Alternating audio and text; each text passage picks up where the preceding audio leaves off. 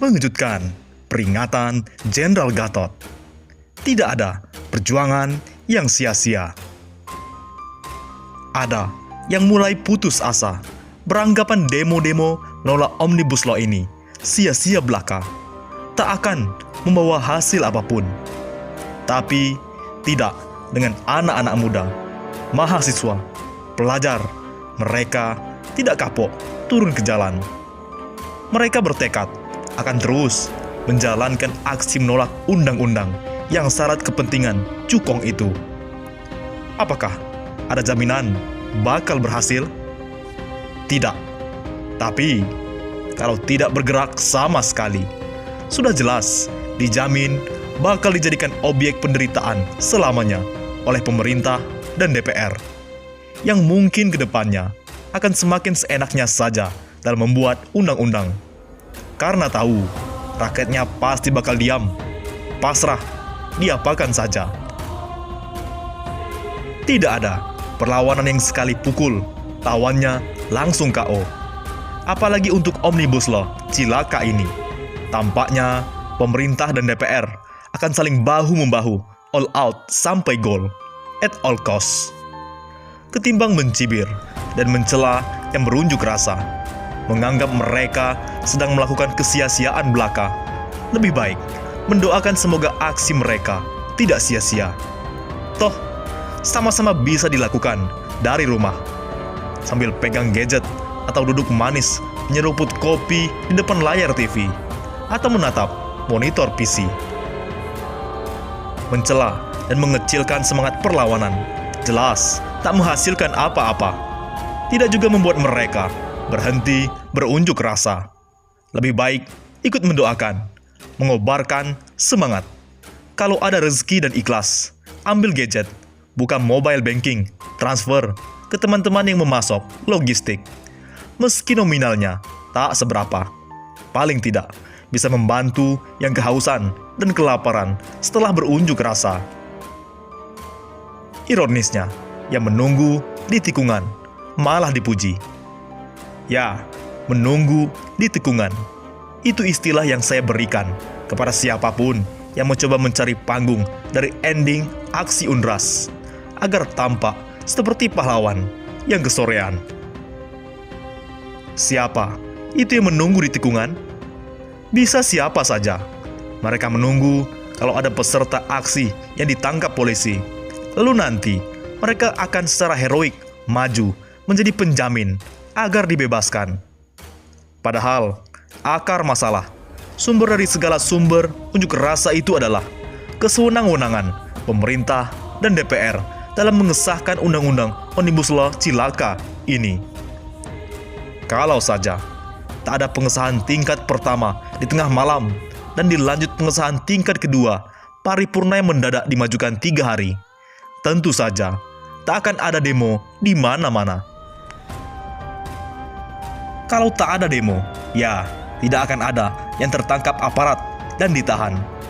Ibaratnya begini, Anda ikut bersama beberapa orang yang menabur pasir, menuangkan oli di jalanan. Lalu, orang-orang yang lewat jalan itu dengan kecepatan tinggi jelas bakal tergelincir, terpelanting, dan terjatuh.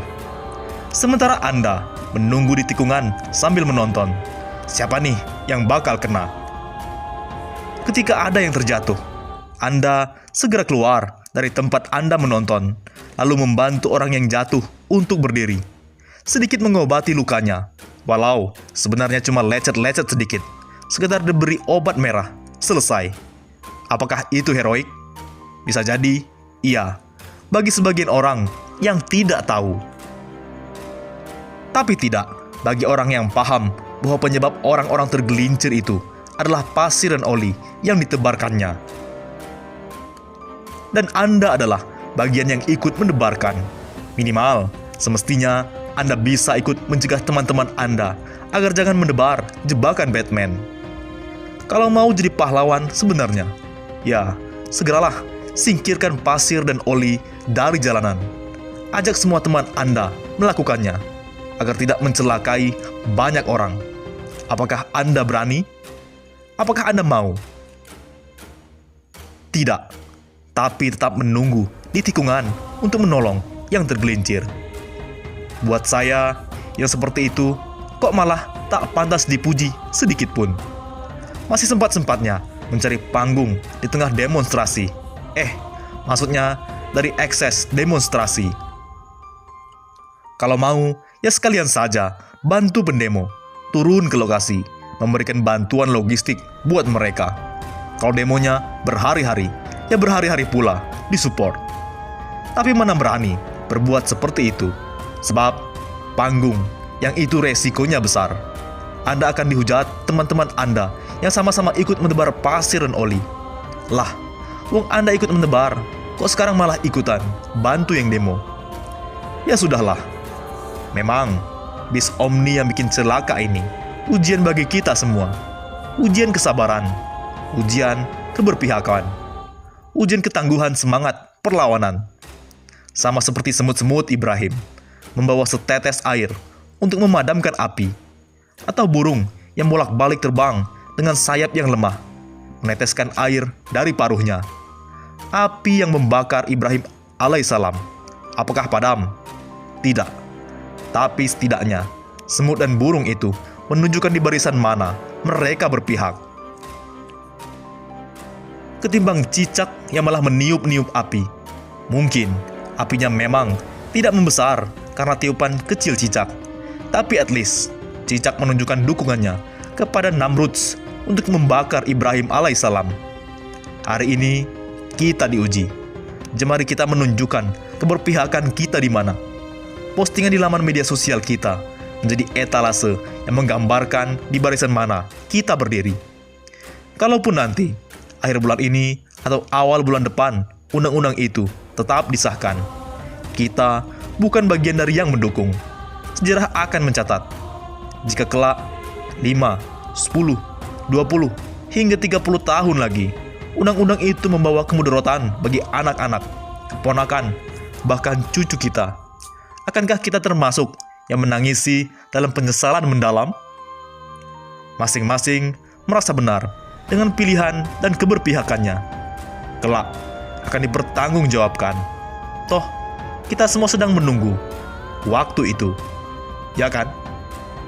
Kalau dengan dalih strategi, lalu ikut membuat dan mengesahkan undang-undang yang tidak berpihak ke rakyat. Kemudian 1-2 tahun lagi, kematian menjemput. Masa iya nanti debat sama malaikat? Wah, Anda sih nggak tahu. Malaikat itu kan strategi saja. Sayangnya belum selesai, keburu dijemput pulang. No, jalan ke arah mana kita melangkah, itulah yang dicatat sebagai akhir keberpihakan kita. Allahu alam. Dunia cuma sementara saja. Pangkat, jabatan, uang, semuanya tidak akan dibawa mati, dan tidak pula bisa dijadikan pembela di mahkamah akhirat. Semoga saya dan kita semua diberikan kekuatan untuk istiqomah berada dalam barisan dan jalan kebenaran. Selemah-lemahnya tangan kita, setidaknya jangan melemahkan iman kita. Ditulis oleh Fristi Hanondui. Bagaimana menurut pendapat Anda?